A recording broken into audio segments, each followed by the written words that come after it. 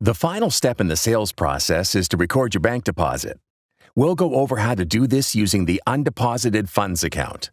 This lets you group multiple customer payments together into a single bank deposit.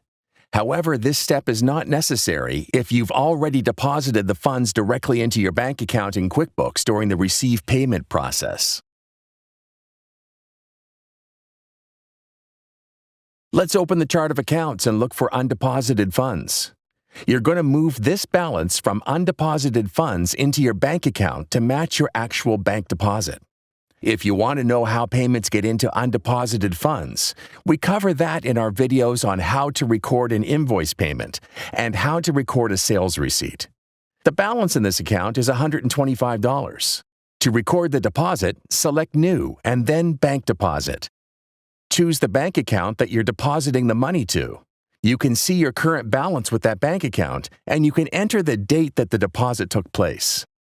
QuickBooks shows all the transactions from your undeposited funds account. You'll notice the total matches what you saw in the chart of accounts. Here we have check number 987 and then some cash in the amount of $75 given to us by a second customer. We're depositing both payments at the bank, so I'll add a check mark next to each transaction.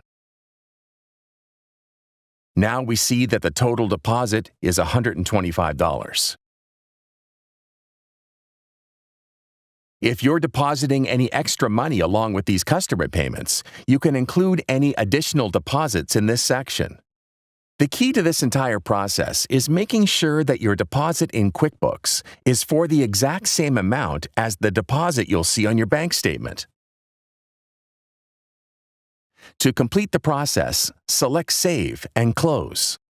Now, in the chart of accounts, undeposited funds has gone down to zero, and the $125 balance moved into checking.